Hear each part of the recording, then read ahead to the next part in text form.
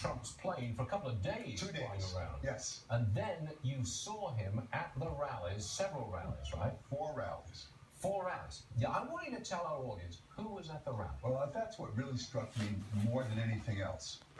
I expected to see all white, older men, right? Right. What I saw was 50% women, children, teenagers, men, some well-dressed, some not so well-dressed. It was a very mixed crowd. It wasn't all white guys. He has been drawing from the time he announced on June 16th to now, a larger and larger proportion of the real middle class families who are coming out to see him. I mean, there were a lot of people there, I take it, at all 4 rallies that you went They were to. so sold out that there were thousands of people who couldn't get tickets to get in. That's every single one of them. Every single one of them. Now, was the mood among the crowd, was it belligerent? I mean, Well, we've been led to believe that's the other thing that I was really struck by.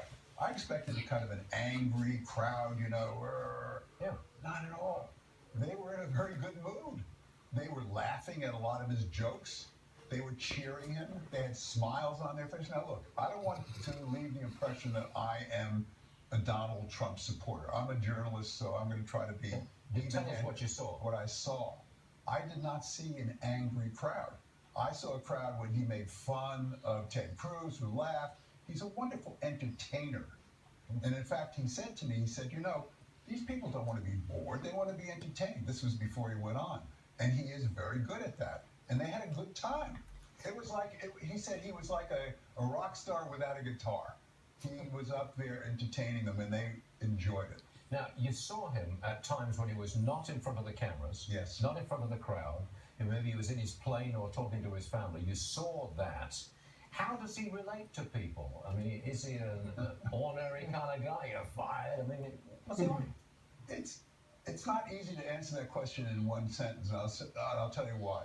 First of all, he has a pile of newspapers on his desk in front of him in the plane. He has a pile of readouts, you know, printouts from all kinds of stuff that are going on. He's reading constantly, and in front of him is this huge television set in his private cabin where I was sitting, blasting as loud as it could possibly be. You could hardly hear anybody talk.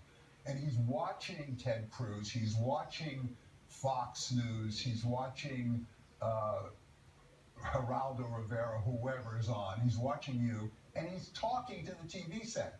And he's saying, wait, that's not true, that's not true. Oh, yeah, he's a good guy, I like that guy. So he's constantly involved and engaged in what he's reading and what he's looking at, what he's saying. And he's talking to me, and he said, do you see that? It's amazing. I mean, there is no governor on this guy.